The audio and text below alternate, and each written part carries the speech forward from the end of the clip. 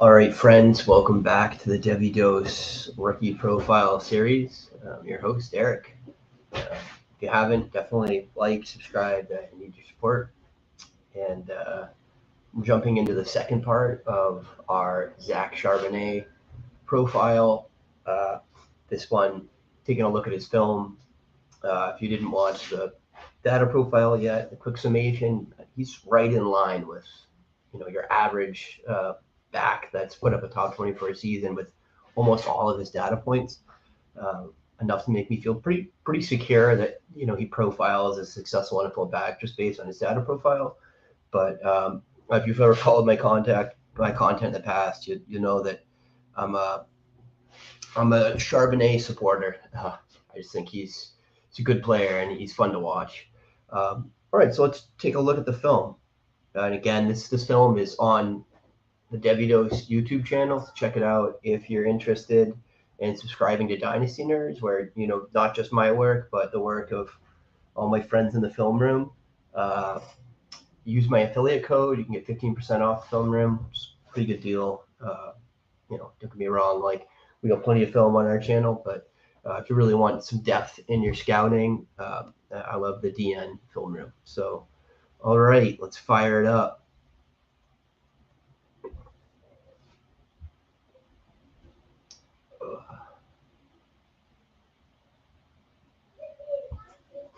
This game's against Washington this year. Pretty successful game for Charbonnet. This toss play, I like a lot, and just, they did a lot at UCLA to get him in space, get him one-on-one with linebackers. And I think he does a good job throughout this game of using his blocks well, setting guys up, gets to the outside, gets the guy's hips turned, and then cuts back in. And it's not an explosive play, but sometimes those savvy little maneuvers are the difference between 1 yard and 4 yard, a successful play and a failed play. Zach is really good for the most part at keeping plays positive, even under pressure. There's a little inside run. It's a nice read. And the same thing, got the guy to plant outside, cuts back in, and doesn't take a square hit. I do think Charbonnet does a pretty good job at that for a guy that's often labeled a power back, not taking direct contact, using some lateral movement, and changing his angles, at the conflict point to take less square contact. Certainly tries consistently, unless he's deliberately just lowering the boom and doing a truck, which I think is certainly a tool in his bag as well. It's not the only tool in his bag, which is one of the things I like about Charbonnet. In some ways, he reminds me, I love the contact balance here. So he's, if you're listening to this, he's driving at the 5, gets hit, gets tackled, gets low, and extends for another 2 yards. That's at the 3. Really nice contact balance, really nice leg drive. And on this one, I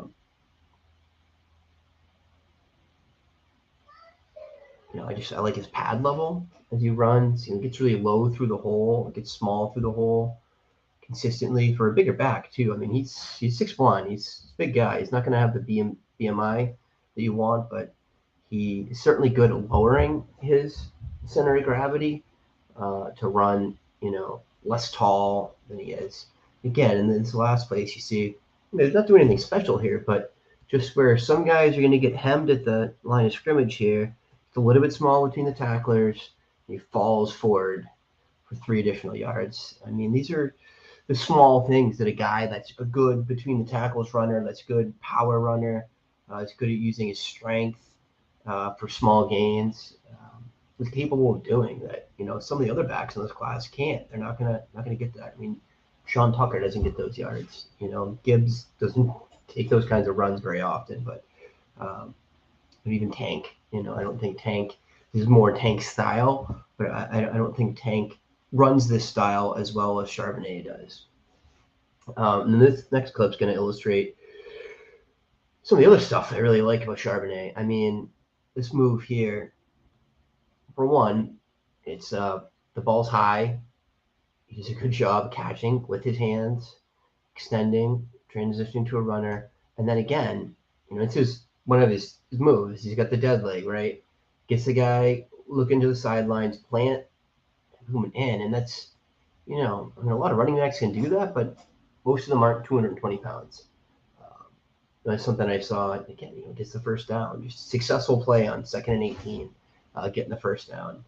I mean, there's just skill to that. It's not just power. There's another inside run. Or just again, he gets small, drives his legs, doing everything he can to extend the play. I was going to say earlier, one of the guys that I think he reminds me of a little bit is Najee.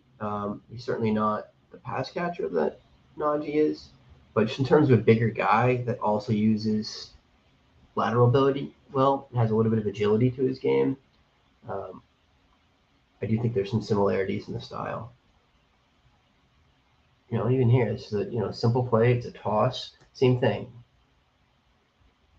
He gets, lets his blocker seal off to the outside. Boom. Quick step in, and then power through 11. Boom. It's a couple of yards, but a couple of yards that he had no business getting. Consistently, I think he has that skill of using his blockers well. Again, goes outside, the guy seals inside, cuts in, and then runs for the tackles. 11-yard gain. And he does things like that on almost every run. This one too.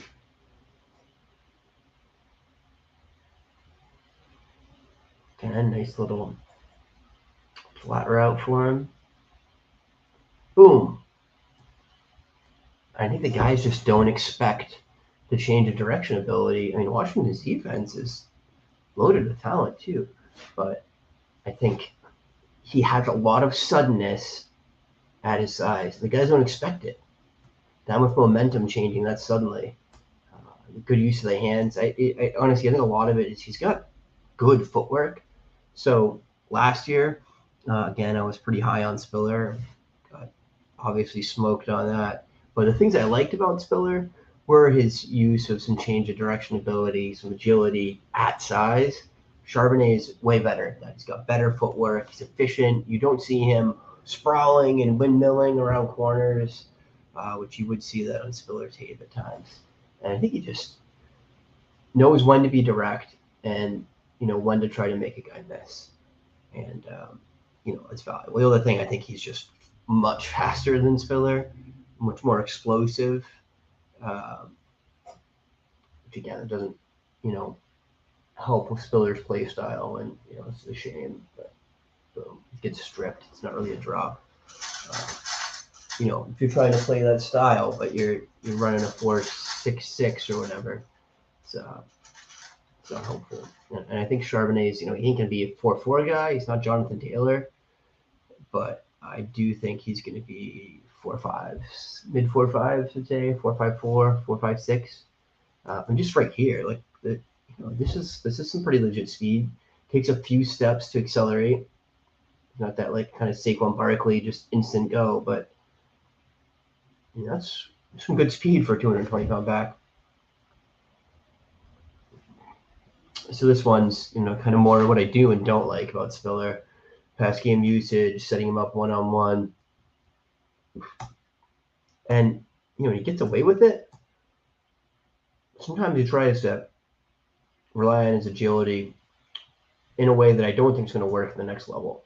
You know what I mean? Works here, juke, boom. But I think he gets tackled for a loss in the NFL. But I do think he's a smart runner, and he'll figure that out. I think he's going to get smoked once or twice in practice trying to pull that, and we'll learn his lesson. Oh, just running through tackles. 3 guys to tackle him. Love to see that. The next couple of clips are just him finishing runs, driving his legs, getting low, boom. Look at that. He adds 5 yards to that. It's not just power, it's good technique. He gets low and he drives his legs.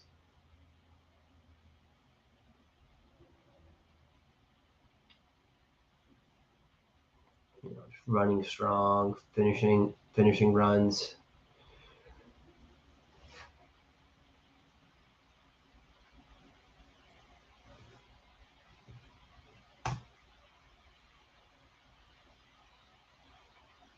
Again, some nice speed. I don't think he's not getting caught from behind by DBs, but I think he can outrun a lot of linebackers in the league. Again, this is another example of him, just getting small through the hole. Boom. Gets low, drives his legs, gets under tacklers that are, standing high. So pretty much what I got. Let's, let the rest of this run while I talk.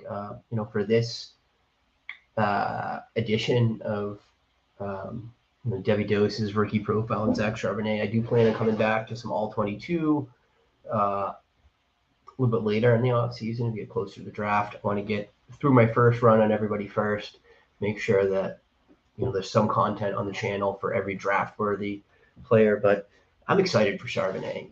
He gets criticism from some film guys for lack of vision, but I see a guy that's improved every year. I see a guy with great athleticism at his size, not elite. I'm not saying he's Saquon Barkley. He's not Ezekiel Elliott. But he doesn't have to be, right? I mean, there's plenty of very successful NFL backs, jumping 32 inches and running a 4.55. And I think that's who Charbonnet is. I think he's got good vision in the open field. I think he's got an arsenal to make guys miss that a lot of backs his size don't have. They just rely on power. I think he's going to have to learn to be a little bit more direct at times in the NFL, but I don't think that's a barrier. I'm not worried about him. I'm not worried about his vision. I think teams are going to look and say, hey, this is a guy that can be a 3-down back for us. He's competent in the passing game. He can block. There wasn't a lot of blocking reps in this tape, but I got other ones that he's standing up edge rushers. It can be an all-around back. So do I expect him to be a top 5 back in the NFL? No. I mean, he's going to turn in performances like that. He's going to have multi-touchdown games. He's going to have games where he catches a pass, makes a couple guys miss, 20-point games. But no, do I think he's going to be a top 5 back? No. But does he have RB1 finishes, top 12 RB finishes in his range of outcomes? I think so. I think he'll have some years like that, and I think he's going to be probably consistently in RB2 if he's healthy. So, I mean, that's where he's going in rookie drafts. He's going to the end of the first, going to the beginning of the second. I think there's some value to be had, and I definitely see myself owning some Charbonnet this year.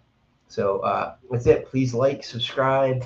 I'll post the affiliate link on the Twitter tab here and also in the YouTube description. If you're going to hop onto the Film Room Dynasty Nerds, use my link, save some money. And we appreciate the love and support here on the channel. So until next time, and hope everyone's fired up for some playoff football.